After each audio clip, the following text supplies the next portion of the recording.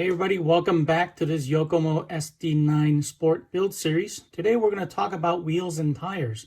Originally I was going to demonstrate how to glue a rubber tire like this one that came with the 3 racing kit, but I decided I'm going to do something a little bit different. I am going to do another video just to show you how to glue a wheel, and I'm going to also talk about this product right here, the exposer, and how this right here is going to make gluing tires a lot easier. So I want to do something a little bit different for the Yokomo SD9. I want to compare performance of rubber tires versus foam tires. If you watch my videos, you'll know that I primarily run on an outdoor asphalt track, and I want to see the handling difference between rubber tires and foam tires. I'm going to go ahead and mount the foam tires on this kit first. These are not going to be the final rubber tires I'm going to use.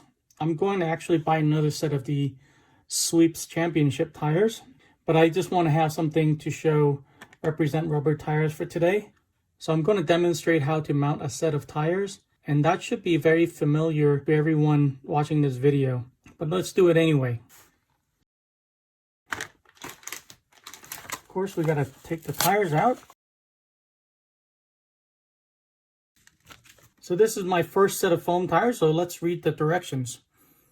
So the front and rear tires are actually different compounds, and the front tires are 2 millimeters smaller than the rear ones. It says here that we should sauce only the rear wheel and to allow 1 to 2 laps of cautious driving to let the rear tires come in. I'm hoping those will be the practice laps. So let's make sure which wheels are which. I'm pretty sure these are the rear ones, but let's make sure anyway. So front and rear. So let's go ahead and mount these. And to mount them, we need the hardware from this little bag. Very straightforward. If you've been in RC for any amount of time, you've probably done this 100 times. So again, these are the rear tires.